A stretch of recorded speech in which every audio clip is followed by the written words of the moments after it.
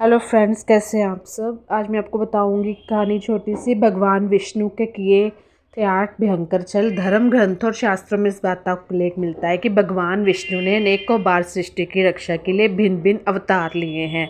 भगवान विष्णु को न सिर्फ उनकी लीलाओं के लिए बल्कि उनके छलों के लिए भी जाना जाता है। तो सब्सक्राइब माई चैनल ट्विंकल बुद्ध राजा।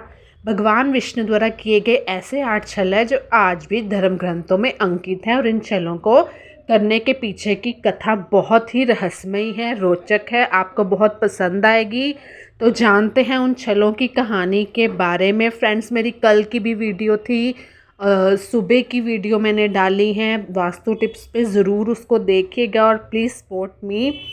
नारद जी को बनाया बंदर। भगवान विष्णु ने एक बार नारद जी को बंदर बना दिया था। इसके पीछे का कारण यह था कि नारद जी को इस बात का घमंड हो गया था कि वह संसारिक मोह माया से ऊपर उठ चुके हैं, और उनका यही घमंड तोड़ने के लिए श्री विष्णु ने उन्हें वानर का रूप दे दिया था।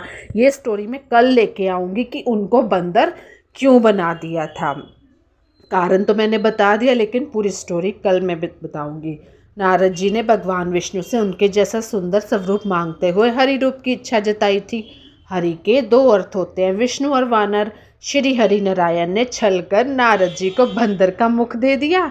इसके बदले नारद जी ने उन्हें पत्नी वियोग का श्राप दे दिया, जिसके कारण भगवान विष्णु राम में रूप में अवतरित हुए। ये तो पहली कथा थी। दूसरी है, भगवान शिव के बचाए थे प्राण।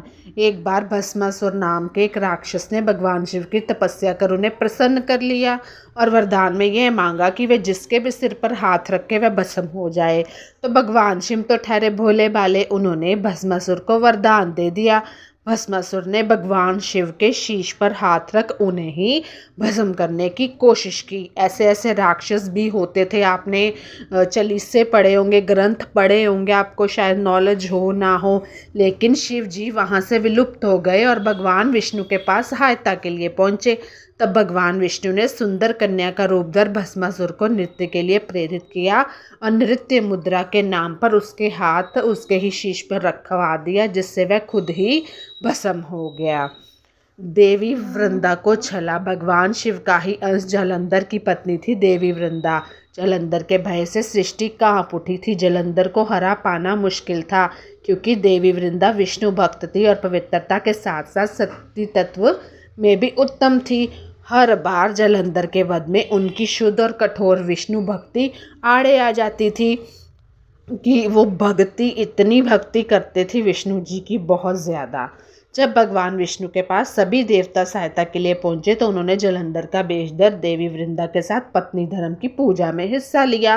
पूजा भंग हो गई, क्योंकि पति के स्थान पर जलंधर के बजाय भगवान विष्णु थे, और जलंधर की सारी शक्तियां क्षीण हो गई, जिसके बाद उसका अंत महादेव ने किया। असुरों से की थी अमृत की रक्षा। समुद्र मंथन के दौरान जब अमृत कलश बाहर आया तब असुरों ने देवताओं से कलश छीन लिया था। तब भगवान विष्णु ने मोहिनी रूप धारण कर असुर से अमृत कलश की रक्षा की और देवताओं को अमृत पान कराया था। ये उनके छल कह लो, या उनकी अपने भक्तों देवी देवता बचाने की दृष्टि से देखा गया एक सबक कह लो।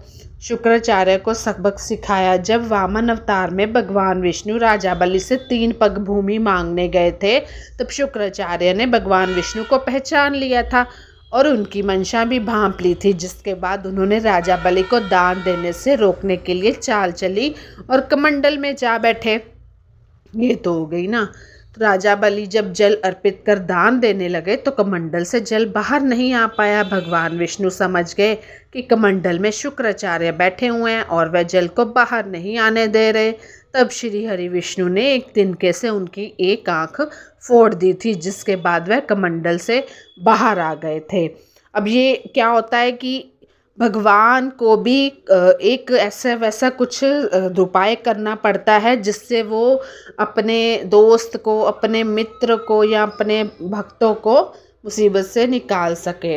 राजा बलि का भी एक असुर थे, लेकिन उनकी यह विशेषता थी कि वह दानी, सत्यवादी और धर्मपरायण थे। असुर होने के बाद भी वे विष्णु भक्त थे। धर्म प्रायता के साथ ही उन्होंने तीनों लोकों पर अपना आधिपत्य जमाया था, मगर देवताओं को अपना शासन वापस चाहिए था, जिसके लिए उन्होंने भगवान विष्णु की स्तुति कर उनसे अपना राजपाट वापस मांगा।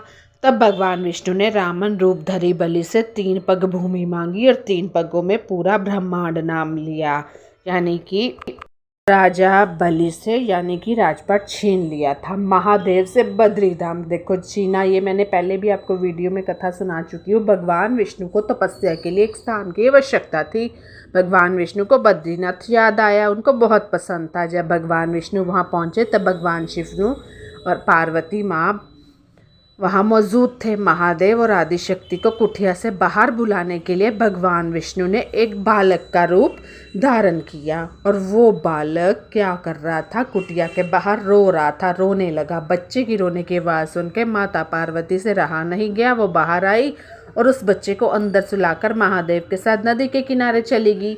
जब लौटी तो विष्णु जी तपस्या कर रहे थे, क्योंकि वो बालक तो विष्णु जी का ही रूप था। जिसके बाद भगवान शिव और माता पार्वती ने बद्री धाम छोड़कर केदार धाम में निवास किया। इस तरह भगवान विष्णु का बद्री धाम हो गया था।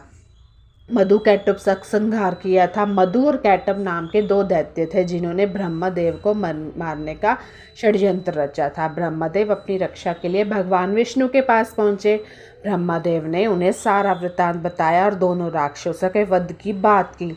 समस्या ये थी कि दोनों दानवों को इच्छा मृत्यु का वरदान प्राप्त था, लिहाजा भगवान विष्णु ने छल का सहारा लिया और उन दोनों को सम्मोहित कर भगवान विष्णु के हाथों मरना स्वीकार होने की बात को मनवा लिया।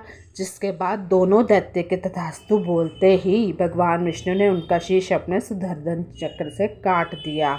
तो कैसी लगी मेरी ये स्टोरी मुझे ज़रूर बताइएगा। Bye bye, take care, good night.